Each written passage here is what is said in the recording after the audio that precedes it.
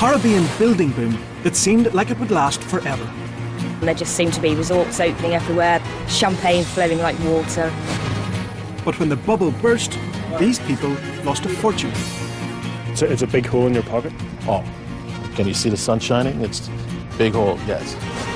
So what's a bankrupt construction company got to do with a billionaire lord who's bankrolled the Tories? I, Michael, Lord Ashcroft. Nothing at all, he'd have you believe, but that's not true. We've concluded that Lord Ashcroft is pulling the string. Tonight we reveal how one of the most influential figures in the Conservative Party misled the media and the stock market while keeping Parliament in the dark. If Lord Ashcroft was secretly controlling the company, which he didn't declare, that would be very serious indeed.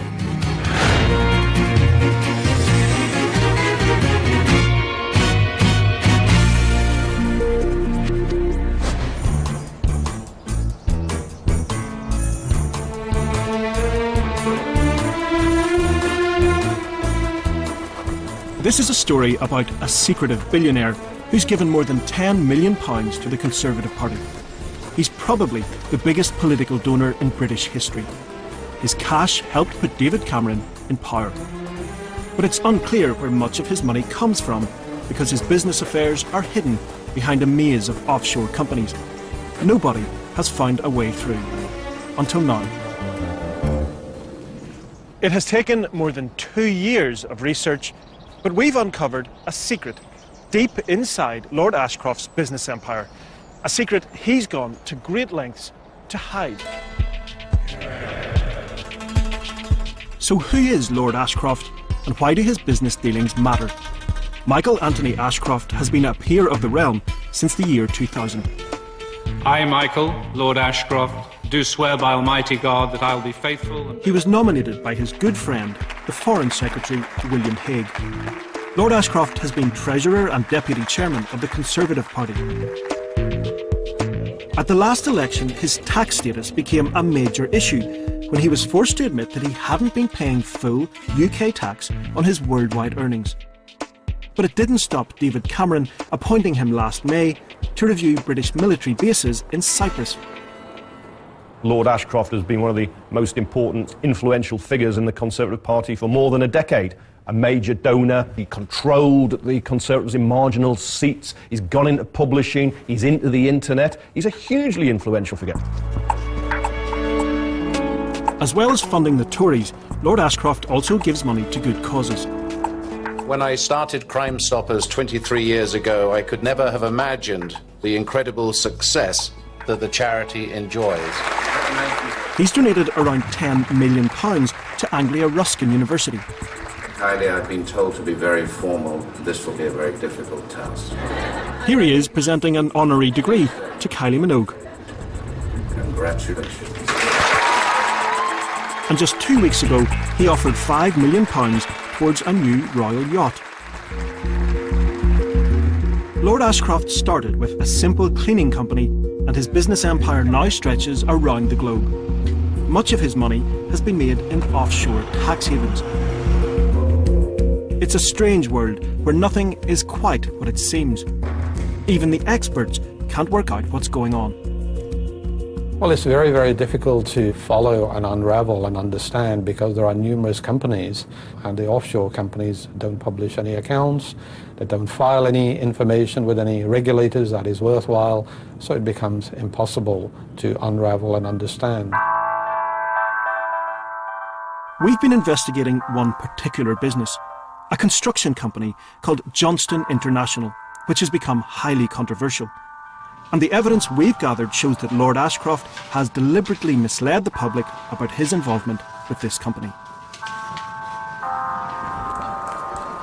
The story starts in the place Johnston called home. We're off to the Caribbean. It's a tough job, but someone's got to do it.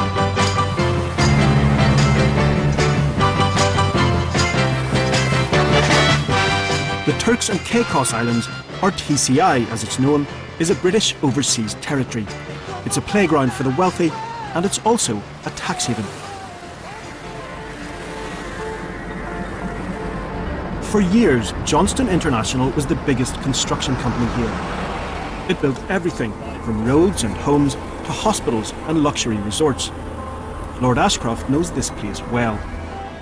He set up one of the biggest banks here, British Caribbean.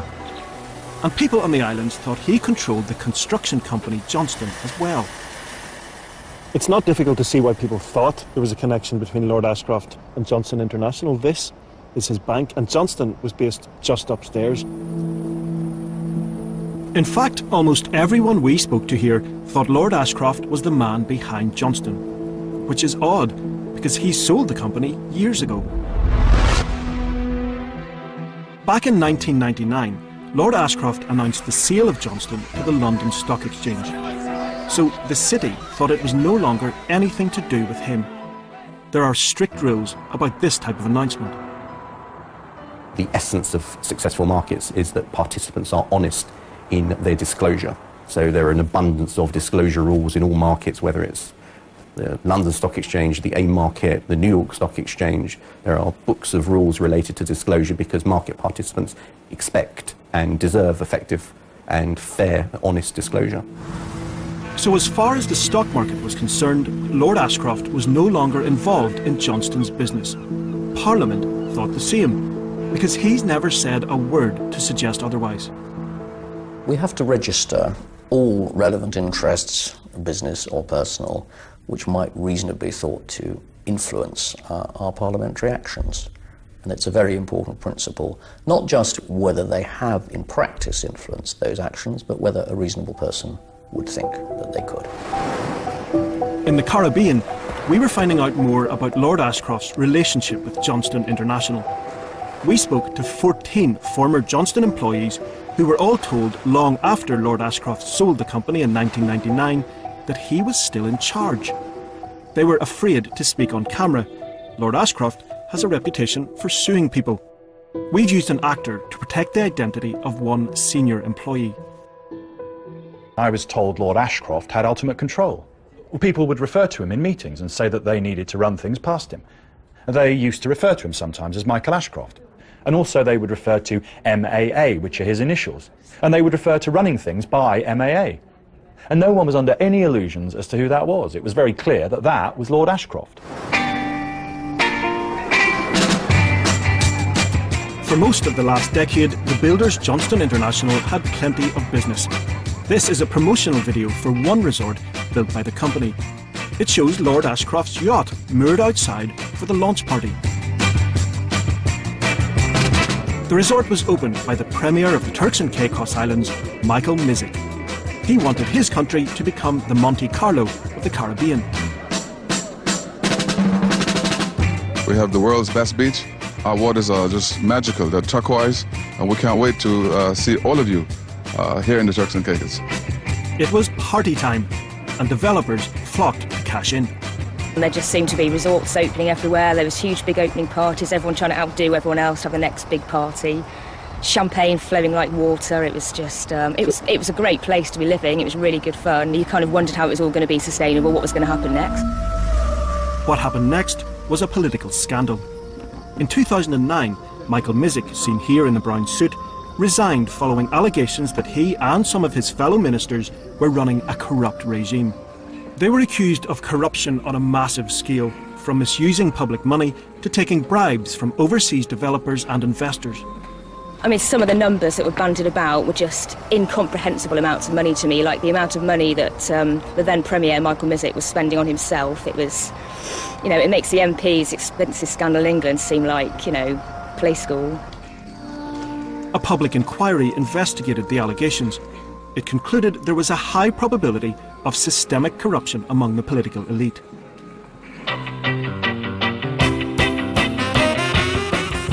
The deputy leader of the main opposition party has faced unrelated investment fraud allegations himself, but he's been cleared to hold political office. He says the public inquiry was an eye-opener. You know, the level of ministerial involvement in private land transactions and the level of money that was going through the bank accounts of some of the ministers. Most people were shocked, and most people were extremely surprised, to put it mildly. The British government suspended the local parliament, and the islands are now being run by the Foreign Office, headed up by Lord Ashcroft's old friend, William Hague. British detectives are investigating the corruption allegations. They've also frozen all of Michael Mizzik's assets, including this place. The police want to know how Mr. Mizzik could afford a luxury mansion valued at $16 million. It was built in 2006 by Johnston International. That's the company where 14 former employees told us they thought Lord Ashcroft was still the boss. It's known locally as the White House. It has 7 bedrooms, 9 bathrooms. It has its own private beach and a private dock. And even the 2 guest cottages have their own reflection pools. Michael Mizzik had it all. You know, round-the-clock security that was there. You had, maid service and butler service that was available that the government itself was paying for. I mean, it's a lot to spend. Over $250,000 a year on water for your pool. I think it represents heartbreak. It represents pain of a very failed time in our political life. So the White House is highly controversial, and it was built by Johnston International. But that's not all. Most of the finance came from one of Johnston's sister companies. In 2007, it lent Michael Mizzik $4.72 million to pay for his home. The interest rate on the loan was 12%.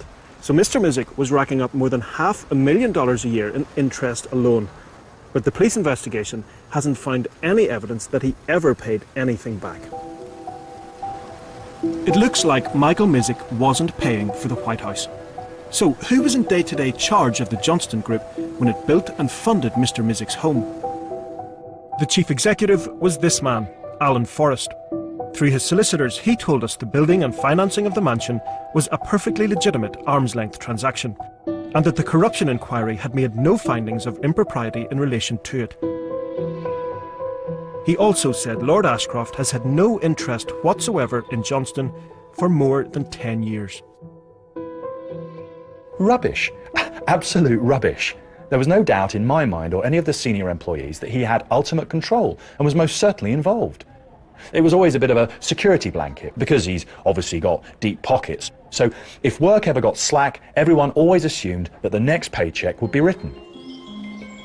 Lord Ashcroft's lawyers made it very clear that he has no involvement in the building and financing of Michael Mizzik's mansion. They also said, "Our client has had no economic, beneficial or legal interest in the Johnston Group since June 1999. And that since that date, Alan Forrest has not managed any company in which Lord Ashcroft has any such interest. Which includes, of course, any company ultimately controlled by our client." That sounded like he was denying any involvement with Alan Forrest or Johnston since 1999, and yet many employees were adamant that Lord Ashcroft was still the boss. It just didn't add up. So, was Lord Ashcroft still in charge of Johnston, as the employees claim? Well, we've been trying to find out, but that's not easy, because Johnston is owned by a series of companies based in different tax havens. Now this is complicated, but bear with me. Johnston International is based in the Turks and Caicos Islands. It was owned by a company based in the British Virgin Islands, which was owned by a company based in Belize, which was owned by another company again in Belize, which was owned by a company in the British Virgin Islands, which was owned by yet another company in the British Virgin Islands, which was in turn owned by a secretive offshore trust based in Belize. So why such a complicated setup? It's secrecy, it's to keep prying eyes out. Each offshore layer is a barrier to information, and it will slow investigations down, and you will meet a brick wall. So you can never, quite often, you just cannot confirm. You have the strongest suspicions about what's happening, but you cannot get the final confirmation. Johnston's chief executive, Alan Forrest, said there was nothing suspicious about the ownership structure and that Johnston complied with regulatory requirements. But the offshore maze made it difficult for us to get any further. We had reached a dead end. We put out a programme about Lord Ashcroft in 2010, but because of his denials about Johnston, we didn't mention the company. Other journalists were also asking questions about his relationship with the construction firm, and they decided to publish. The Independent newspaper received similar denials from Lord Ashcroft, but it ran a story anyway, linking him with Johnston and the Mizik mansion. And now Lord Ashcroft is suing the paper for libel. Michael Ashcroft is very litigious. He is not afraid to reach from a learned friend, because it's very chilling if you're probing his business affairs. It's not easy. It's difficult to get to the bottom of them. You know that he's waiting. He'll wait to pounce. And if you get something wrong, he's got very deep pockets. He's got very sharp lawyers.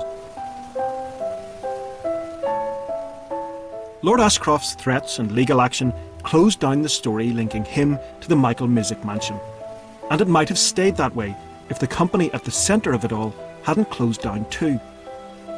Johnston's workers were locked out without warning. Just happened so fast, unbelievable. Just on a Friday afternoon, I sent my little guy up here, the little gentleman to go up to collect the wages. He going to pick the wages up, and he called me and said the office is closed. And from there, it went right downhill, real fast. Johnston's end was a messy one. It went down with debts of around $30 million. Creditors have come to see whether they can get any money back. We're here, chasing money owed on contracts. How much? Oh, over 100,000, 120,000. 120,000? Yes. So it's a big hole in your pocket? Oh, can you see the sun shining? It's a big hole, yes. Johnston's employees haven't been paid either. But there's bad news for them in the creditors' meeting. The cash they were hoping for has already been claimed by Lord Ashcroft's bank. There are a lot of frustrated people in there, people who are owed a great deal of money. And the liquidator says that British Caribbean Bank, Lord Ashcroft's bank, has taken $2 million that should have gone to the workers. The bank says the cash was security for loans, and that this security ranks in priority to claims by unsecured creditors, including employees. The bank's legal advice is that the transfer of secured assets to BCB was entirely proper in every respect. But former employees have been left thousands of dollars out of pocket. It's a lot of money here.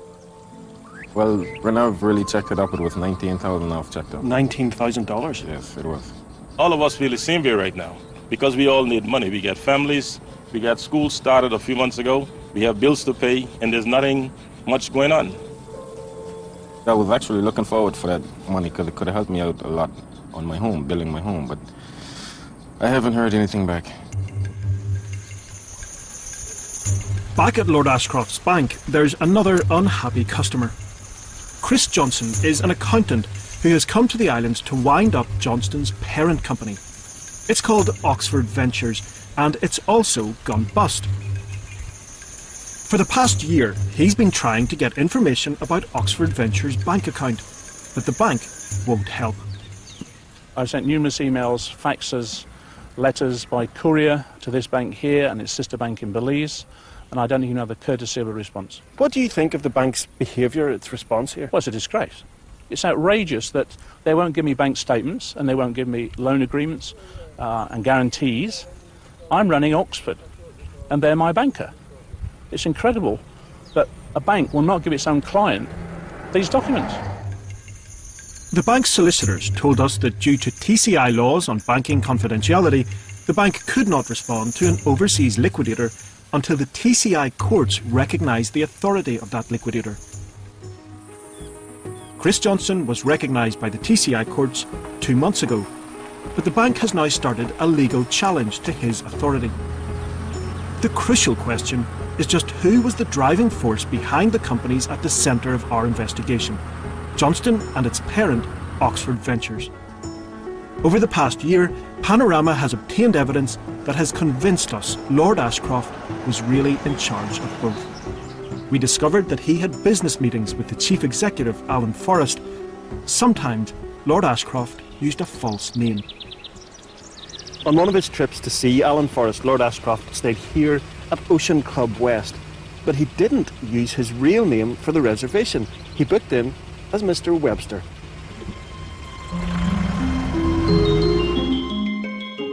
Much about Lord Ashcroft, aka Mr. Webster, was shrouded in secrecy. which made it almost impossible to discover who controlled Johnston and Oxford Ventures. But last summer, we had a major breakthrough. Finally. We obtained evidence that finally cut through the corporate maze. Confidential internal documents that were never supposed to be seen. They show who was really pulling the strings. We've got a bundle of faxes here, all written by Alan Forrest. They're all on Oxford or Johnston headed notepaper, and they're addressed to MAA, Michael Anthony Ashcroft. Former employees had told us that decisions were run past MAA, and here was the proof. The faxes were all written after Lord Ashcroft announced his sale of Johnston in 1999. They cover a 7-year period, and they update him on company business. Alan Forrest asks for Lord Ashcroft's instructions on major building projects. Let me know if you want to go anywhere else with this. I need your feedback on some issues, please. Please let me know if you want to get further involved. The faxes were sent to Lord Ashcroft's private numbers. He even wrote his instructions on some of the faxes and sent them back. Have a chat, but don't use up too much time on it. No harm in discussions and evaluation later. I will revert to this when I'm on my boat. We actually see copies of the faxes with Lord Ashcroft's handwriting on them. Absolutely. There are quite a number of faxes where Alan Forrest has gone to Lord Ashcroft and said, look, we need some answers on this. I suspect many of them were probably discussed over the phone, and therefore only a few of them have got handwritten comments by Lord Ashcroft. It would appear that this is a boss telling his employee what to do. Absolutely. It can't be any other way. He looks upon Lord Ashcroft as being his boss. Through his lawyers, Alan Forrest told us he has never provided Lord Ashcroft discreetly or personally with any detailed report, nor asked him for instructions on major decisions. But this simply isn't true. Our faxes show the Chief Executive is lying about Lord Ashcroft's involvement. And there's more. In this one, Alan Forrest thanks Lord Ashcroft for a pay rise. Dear Michael, he says, a short note to say thank you for the salary increase. Much appreciated. A strange thing to say to someone who isn't your boss. Alan Forrest denies that Lord Ashcroft had personal approval over his pay and other benefits. But we've got another fax where he thanks Lord Ashcroft for a bonus worth $300,000. And then we obtained the most damning one of all. After a trip to Belize, Alan Forrest wrote a fax to Lord Ashcroft about Johnston's parent company, Oxford Ventures. He said, "The perception in Belize is that you are still in full control of Oxford's assets, which you are, of course." So who do you think ultimately controls Johnston International and Oxford Ventures? Well, from what we've seen from correspondence, we have concluded that Lord Ashcroft is the driving force behind Oxford and all the subsidiary companies. Do you have any doubt about that? I have no doubt. He's behind it? He's behind it. We have sufficient evidence which will come to light in due course in the courts.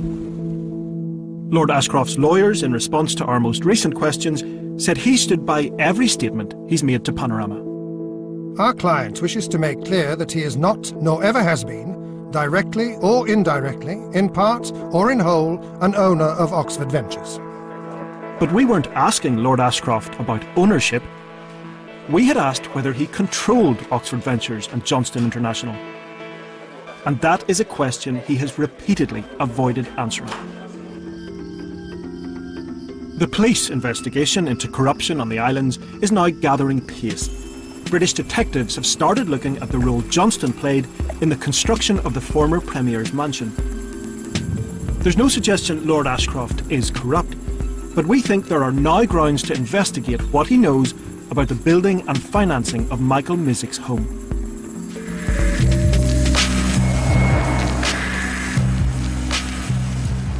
Back in the UK, our new evidence is also important, because the question of Lord Ashcroft's involvement with Johnston is about to be raised in the British courts.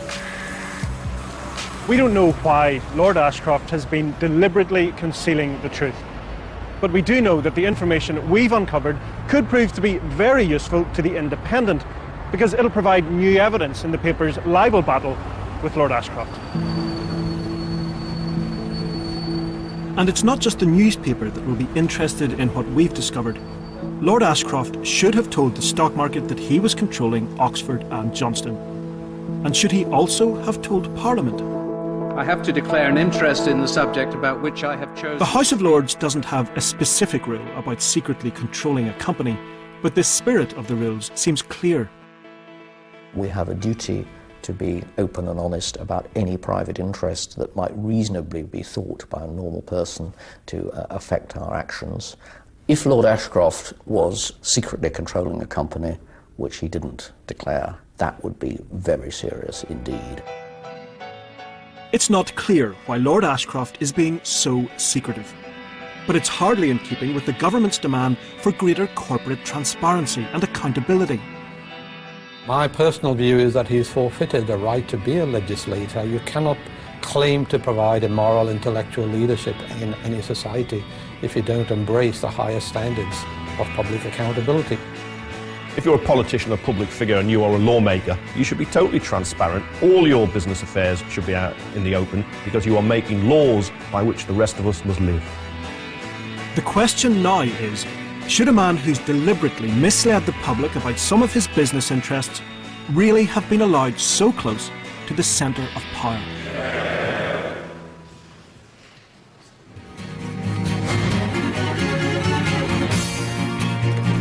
An hour of comedy starts next here on BBC One with the Royal Bodyguards stumbling into a hen party.